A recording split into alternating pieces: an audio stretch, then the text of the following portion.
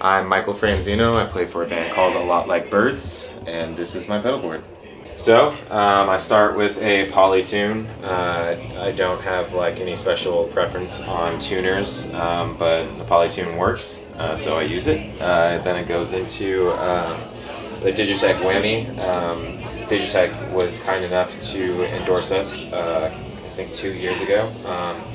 I've always had a whammy on my board. It's like a huge part of our sound. We play in E standard, and we used to play pretty heavy music for E standard, and that kind of helped get a lot of like low end beef that we're not getting from detuning or anything like that.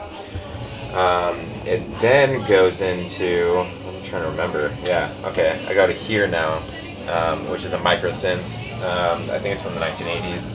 I got this in a random trade and didn't even think I was going to use it, but it turns out it is really cool.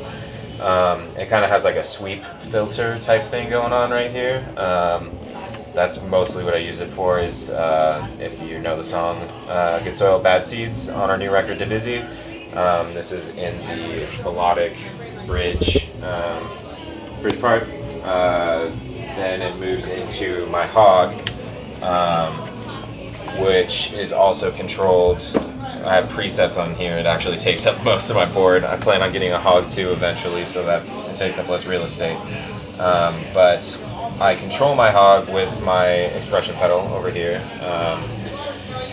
and I use it for like organ type sounds. There's a freeze gliss mode on here where if you take the expression pedal and kind of like push it up partially, it actually bends between each chord. So it takes, if the note is like the chord is higher, it's like bending down like slowly on its own without me having to do anything between the notes, and also slightly freezing it as it does it. It's a really weird, creepy sound. And then from there, I go into my drive section. This is a transparent overdrive that one of Matt's friends built. I'm sure he already explained it in his, but it is sort of like a Timmy. However, with our engineer on this record, Drew Owens, we shot out this pedal with like 3 different versions of Timmy. And this actually ended up being our favorite by far. So it's all over Divisi. And then I just moved into a classic Maxon 808 type overdrive.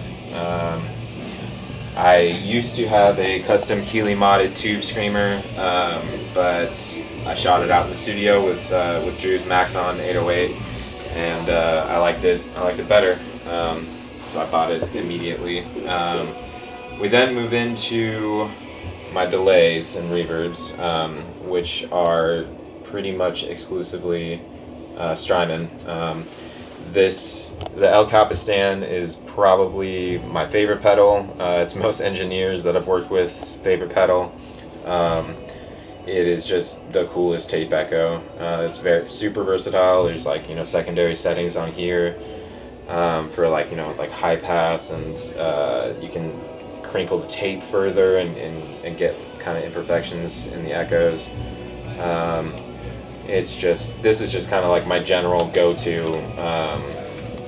echo, but for the more detailed like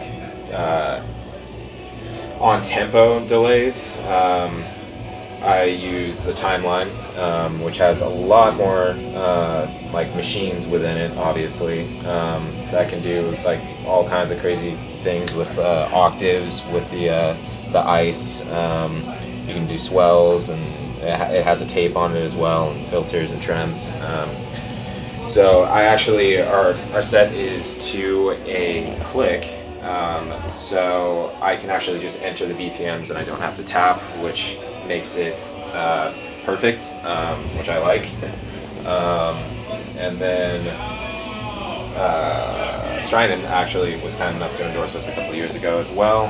So I've been trying to replace as many pedals on my board with Strymon stuff because I love what they do. Then we move into the Big Sky, which is just there's just so many rad reverbs on this thing, and we are all about reverb. So as anything from like, I often use the cloud setting, which is like just a really long decay type reverb that's just like really airy and I don't know, ambient sounding.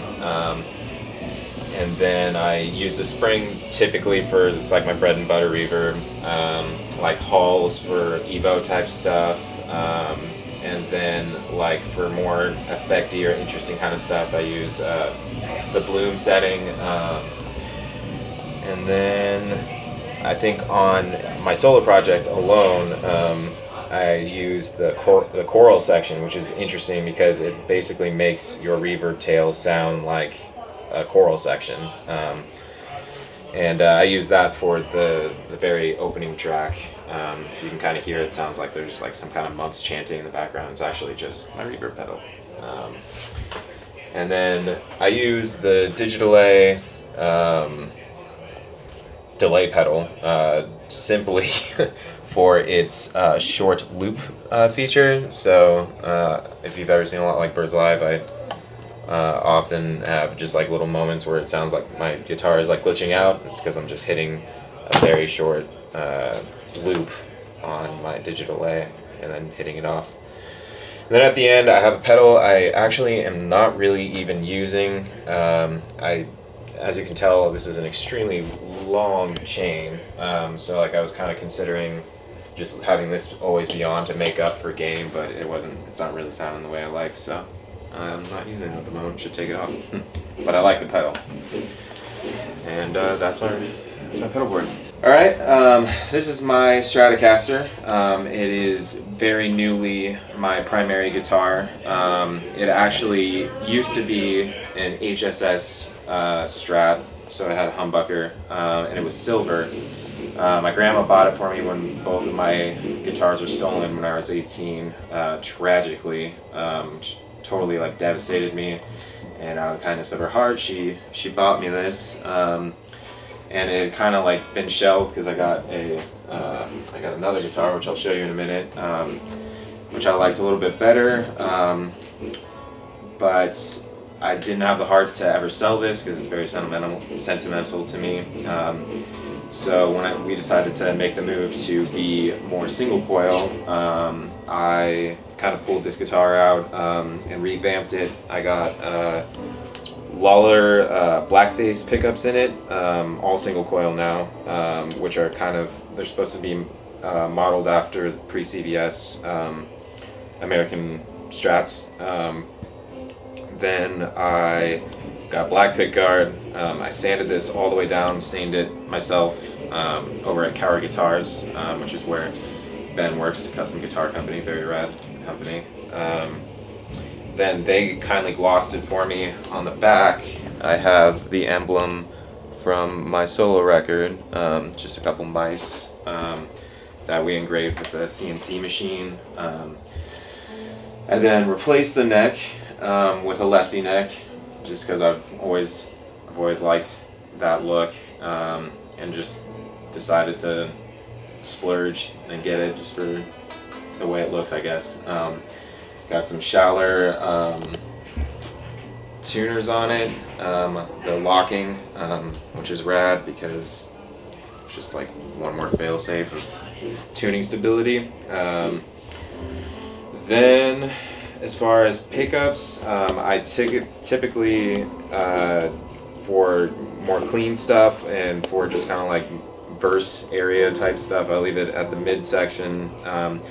For Evo, I'm all the way up at the neck, and then for like heavy distorted stuff and leads, I'm all the way at the bridge. Let me think.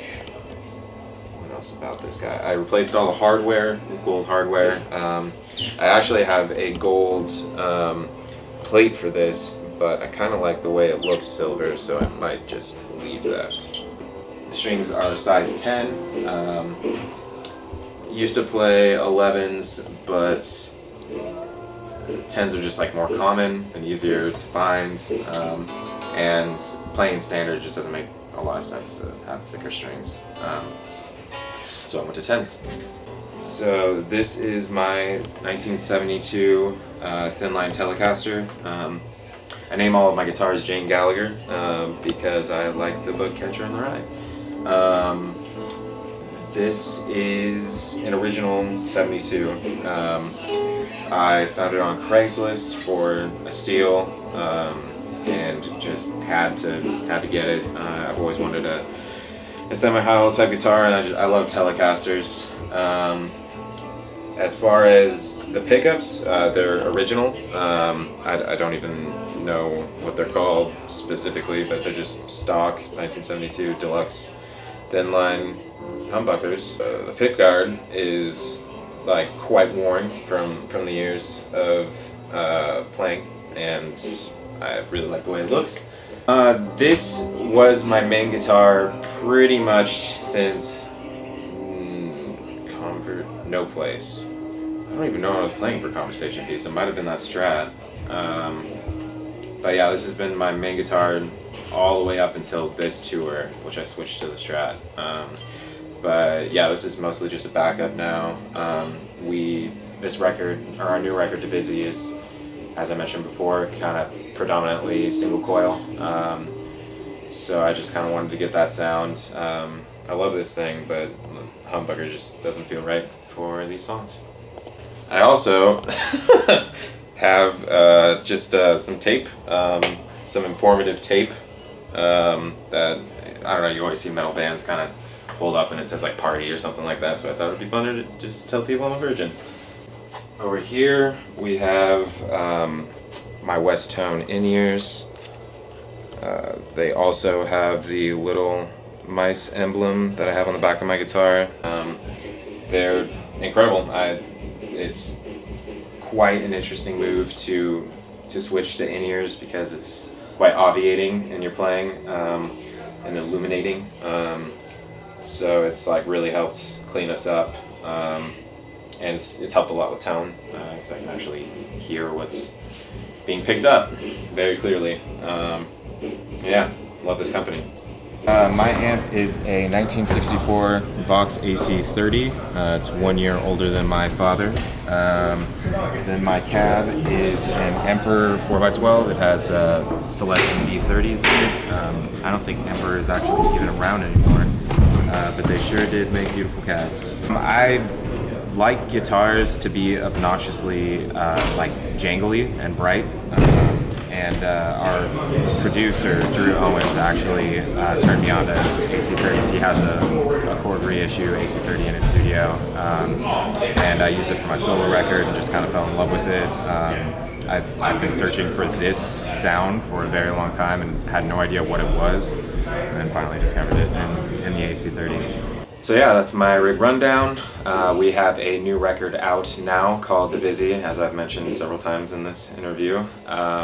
And we will be trying to tour on it as much as possible this year. So please come to a date and hear it for yourself.